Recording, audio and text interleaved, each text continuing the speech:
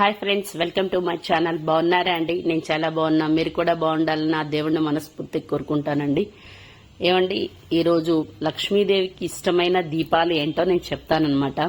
ఇక శ్రావణ మాసం వచ్చింది కదండి, శుభ్రాలు మొదలు పెట్టాలి కదండి. ఇల్లు శుభ్రం చేసుకోవాలి, గదులు అన్ని శుభ్రం చేసుకోవాలి. ఫస్ట్ మనం చేసుకోవాల్సిన శుభ్రంలో ఫస్ట్ ఏంటంటే పూజ గది శుభ్రం చేసుకోవాలి. అన్నిటికన్నా ముందు ఫస్ట్ పూజ గది చేసుకున్న తర్వాత వంటగది చేసుకోవాలి. ఆ తర్వాత బెడ్రూమ్స్, హాలు అన్ని పూర్తి చేసుకోవాలి. లాస్ట్ కి బయట వైపున్న షూ ర్యాక్స్ అవన్నీ కూడా మనం పూర్తిగా క్లీన్ చేసుకోవాలన్నమాట.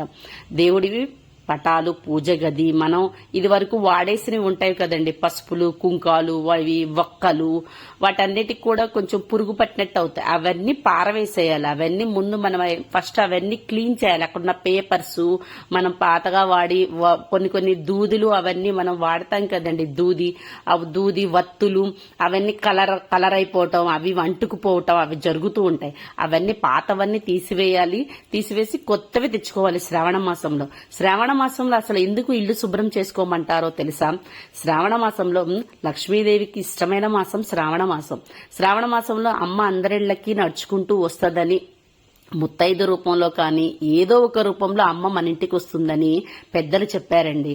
అందుకనే నేను మీకు చెప్తున్నాను, మనం శ్రావణ మాసంలో ఎందుకని మన పెద్దవాళ్ళు ఈ రూల్ పెట్టారు, శ్రావణ మాసం వస్తుంది ఇల్లు శుభ్రం చేసుకోండి, గదులన్నీ శుభ్రం చేసుకోండి అని ఎందుకు చెప్పారు అంటే, ఇప్పుడు సీజన్ మారింది కదండి. మనం ఎండాకాలం నుంచి వర్షాకాలం వచ్చింది అంటే ఇక వర్షాలు పడుతూ ఉంటాయి. ఇంట్లో అంతా చెమ్మగా తడిగా ఉంటది. అలాగే మనకి మొన్నే వెళ్ళి తొలి ఏకాదశి అయిపోయింది. తొలి ఏకాదశి అంటే మా చిన్నప్పుడు మేము తొలి ఏకాదశి అంటే ఈగల పండగ అనుకునేవాళ్ళం. మాకు అప్పట్లో నోరు తిరగడం వచ్చేది కాదు. తొలి ఏకాదశి అంటే ఈగల పండగ అని చెప్పుకునేవాళ్ళం అనమాట. అలా తొలి ఏకాదశి వచ్చింది అంటే ఇక మనకి స్టార్ట్ అయినట్టే. వర్షాలు, ఈగలు, దోమలు, నల్లటి సన్నటి పురుగులు లాంటి తిరుగుతూ ఉంటాయి ఇంట్లో, నల్లటివి. అవన్నీ ఈ వర్షాకాలంలోనే ఎక్కువ వస్తూ ఉంటాయి. మనం ఎక్కడైనా కొంచెం చెత్త చేరుందంటే అక్కడ కంపల్సరీ ఆ పురుగులు ఉంటాయి, నల్లటి పురుగులు తిరుగుతూ ఉంటాయి. అలాగే ఈగలు ఎక్కువ తిరుగుతాయి, దోమలు ఎక్కువ తిరుగుతాయి. ఈ శ్రావణ మాసంలో మన ఇల్లు క్లీన్ చేసుకున్నాం అనుకోండి, మన ఆరోగ్యానికి మంచిది. అందుకని మన పెద్దవాళ్ళు ఇలాంటివన్నీ రూల్స్ పెట్టారు. ఏ పండగ చేసినా ఆ పండగకి ఒక రూల్, ఒక పద్ధతి ఉంటదండి. దానివల్ల మనకు ఒక ఉపయోగం ఉంటది. అది ఆరోగ్యపరంగా కానీ ఐశ్వర్యపరంగా కానీ అన్ని విధాలుగా మనకు ఉపయోగపడే పనులే మన పెద్దవాళ్ళు మనకు పెట్టారు. ఈ పండగలు కూడా అంతేనండి. శ్రావణ మాసం వస్తుందండి, ఇల్లంతా శుభ్రం చేస్తాం. ఇల్లు శుభ్రం చేసామంటే ఎక్కడెక్కడున్న చెత్త చెదారం అంతా బయట వేసేస్తాం. అంతా బయట వేసేసామంటే ఇక మన ఇంట్లో దోమలు రావడం తగ్గుతాయి, ఈగలు రావడం తగ్గుతాయి. ఈ చెత్త అంతా బయట డస్ట్బిన్ లో పడేస్తాం కదా, ఇల్లు శుభ్రంగా ఉంటుంది. ఇల్లు శుభ్రంగా ఉంటే మనకి ఆరోగ్యంగా ఉంటది. దోమలు ఇవన్నీ రాకపోతే ఇప్పుడు సీజనేనండి, సరైన సీజన్. వర్షాలు పడ్డాయంటే డెంగ్యూ జ్వరాలు బాగా వస్తాయి, ఈ దోమల వల్లే వస్తాయి అనమాట. ఇప్పుడు మనం చెత్త చెదారం అంతా బయటేసి ఇల్లంతా శుభ్రంగా చేసేసుకొని ఎక్కడికక్కడ నీట్ గా పెట్టుకున్నాం అనుకోండి, ఈ దోమల బాధ కూడా తగ్గిపోతుంది. అందుకని ఈ డెంగ్యూ రోగాలు బాగా ఉంటాయి. అందుకే మన పెద్దవాళ్ళు చెప్పారు. అప్పట్లో ఈ ఆల్అవుట్లు ఇవన్నీ ఉన్నాయండి, ఎక్కడున్నాయి? ఏమీ లేవు. ఇప్పుడు వచ్చాయి గానీ పాతకాలంలో ఇవన్నీ మనకు లేవు. అప్పుడు మన పెద్దవాళ్ళు ఏం చేసేవాళ్ళు, ముందే శ్రావణ మాసం వస్తుందంటే ఎక్కడికక్కడ అన్ని శుభ్రంగా చేసుకుని పొగలు పెట్టుకుని ఇంట్లో ధూపం వేసుకునేవాళ్ళు. ఇప్పుడు మనం కూడా అంతేనండి, ఇల్లంతా శుభ్రం చేసేసిస్తే మన మనసుకి ఎంత ప్రశాంతంగా ఉంటుందండి. మీకు ఎలా ఉంటుందో చెప్పండి. కామెంట్ బాక్స్ లో కామెంట్ చేయండి. నా ఛానల్ ని సబ్స్క్రైబ్ చేయండి, లైక్ చేయండి. నాకైతే చాలా ప్రశాంతంగా అనిపించింది. మనకి విసుగుగా ఉంటే స్నానం చేస్తే ఎంత ప్రశాంతంగా అనిపిస్తుందో, నాకు ఇల్లంతా క్లీన్ చేస్తే నాకు కూడా అంత ప్రశాంతంగా అనిపిస్తుందండి. నిజమండి, మీరు కూడా అలా చేసి చూడండి. ఈ శ్రావణ మాసంలో ఇల్లు శుభ్రం చేసుకోండి తప్పనిసరిగా. ఇవేనండి శక్తి దీపాలు. అమ్మవారికి ఇష్టమైన దీపాలు అంటే ఏ దీపాలు అనుకుంటున్నారా? ఫస్ట్ అమ్మకి కామాక్షమ్మ దీపాలంటే చాలా ఇష్టం. అమ్మవారు కామాక్షమ్మ దీపం అంటే చాలా ఇష్టపడతారు. ఆ నెక్స్ట్ వచ్చి కామాక్షమ్మ దీపం కొనుక్కోలేని వారు ఇలాంటి శక్తి దీపాలు కొనుక్కోండి. ఇవైతే 90 రూపాయలకే వస్తాయి. 99 రూపాయలేనండి. మన విజేతాలో తీసుకున్నాను నేను. ఒక్కొక్కటి 99 రూపాయలు పడ్డాయి నాకు. ఈ శక్తి దీపాలు చాలా సేపు వెలుగుతాయండి. అమ్మవారికి శక్తి దీపాలంటే చాలా ఇష్టం. చాలా సేపు వెలుగుతాయి కూడా అవి మనకి. ఇప్పుడు వెలిగించామనుకోండి, మనం ఉదయాన్నే 5 గంటలకి అలా వెలిగించారంటే మధ్యాహ్నం 2 వరకు వెలుగుతూనే ఉంటాయి. లేదు మీరు లేటుగా పూజ చేసేవాళ్ళు అనుకో, 10 గంటలకు వెలిగించారనుకో, సాయంకాలం 6-7 వరకు కూడా వెలుగుతూనే ఉంటాయండి.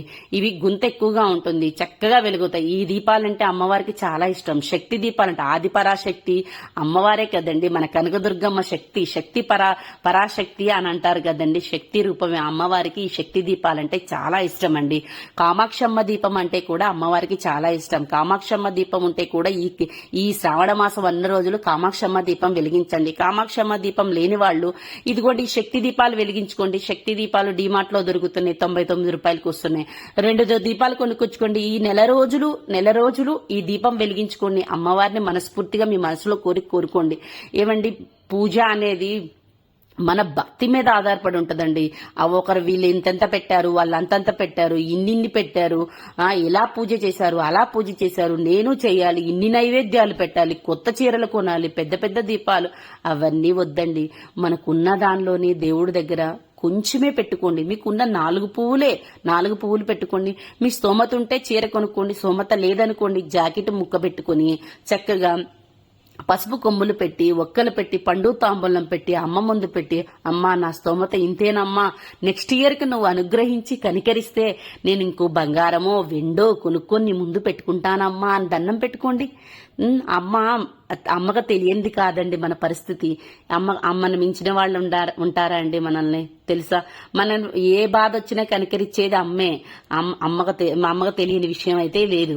మీరు అయ్యో వాళ్ళు పెట్టారే, వీళ్ళు పెట్టారు, వాళ్ళు పండుగ తాంబాలలో గిఫ్ట్ ఐటమ్ ఇచ్చారు, వీళ్ళు పండుగ తాంబాలలో అవి ఇచ్చారు, ఇవి ఇచ్చారు, మీరేమిస్తున్నారు అంటే మీ స్తోమతకు తగ్గదే ఇవ్వండి.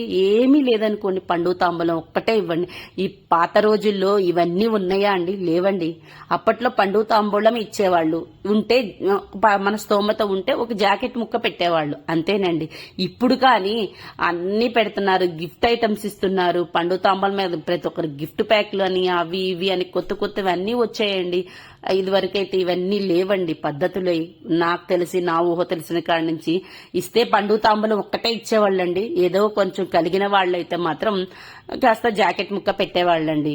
ఇప్పుడైతే అన్నీ వచ్చాయి. కానీ అప్పటి రోజుల్లో పెద్దవాళ్ళు ముత్తైదువులకి మెయిన్ కావాల్సింది పసుపు, కుంకుమ, పూలు, గాజులు, అక్షింతలు. ఇవేనండి మన సౌభాగ్యం ఇచ్చేది ఇవేనండి. మనసు ప్రశాంతత మెయిన్. మనం దేవుడికి అన్ని పెట్టాను, ఇన్ని పెట్టాను, అన్ని పూలు ఇచ్చాను, ఇన్ని నైవేద్యాలు పెట్టాను, అలా అలంకరించాను, ఇలా అలంకరించుకోండి. అది దేనికి? మన మనసు తృప్తి కోసం. మన మనసు సంతోషంగా ఉల్లాసంగా ఉందనుకో, మనకు హ్యాపీగా ఉంటది. హ్యాపీగా ఉంటే అంత ఇల్లంతా మనం హ్యాపీగా ఉంచుతాం. అందువల్ల అంతేగాని నువ్వు ఈ పెట్టు అవి పెట్టని దేవుడు ఏం అడగడండి.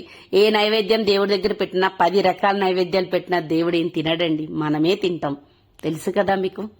అదే నేను చెప్పేది.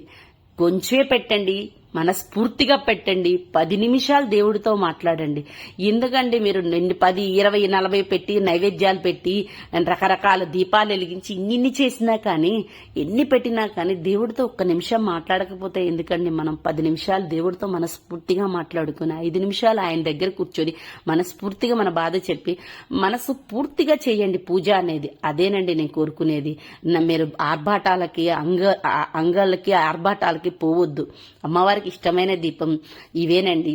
ఈ దీపాలు వెలిగించుకోండి. అమ్మవారికి శక్తి దీపాలు పూజ చేసుకోండి. అమ్మవారిని ఒక్కరినే పూజ చేసి వదలవద్దు, అయ్యవారిని కూడా పూజ చేయండి. శివుడిని పూజించండి. లక్ష్మీదేవిని పూజించినప్పుడు వెంకటేశ్వర స్వామిని పూజించండి. లలితమ్మని పూజిస్తే లలితాదేవిని పూజించుకున్న వాళ్ళైతే శివుడిని పూజించుకోండి. అంతేకాని అమ్మను ఒక్కదాన్నే పూజించి అయ్యవారిని పిలకపోతే అమ్మవారికి కోపం వస్తుంది, తెలుసా? ఇప్పుడు నాన్నే పిలిచి అన్నం పెట్టామనుకో, అమ్మనే పిలిచి అన్నం పెడితే నాన్నకు కోపం వస్తుంది. నాన్నే పిలిచి అన్నం పెడితే అమ్మకు కోపం వస్తుంది.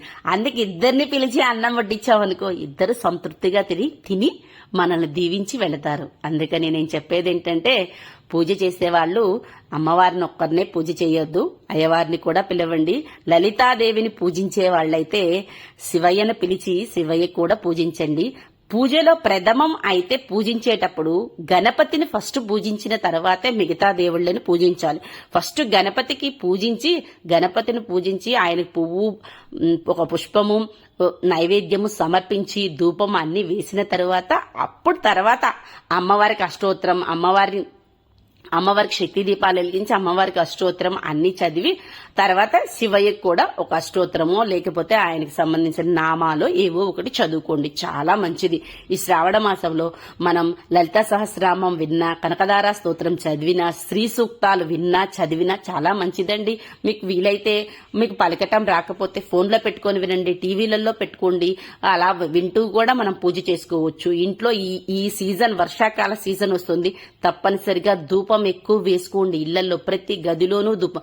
అమ్మవారికి ధూపం అంటే చాలా చాలా ఇష్టం అండి. మీరు చూడండి, కావాలంటే మనం 9 రోజులు నవరాత్రులు చేస్తారు. నవరాత్రులు 9 రోజులు గుళ్ళో అయితే ధూపం అనునిత్యం వేస్తారండి. పొద్దున సాయంకాలం వేస్తారు.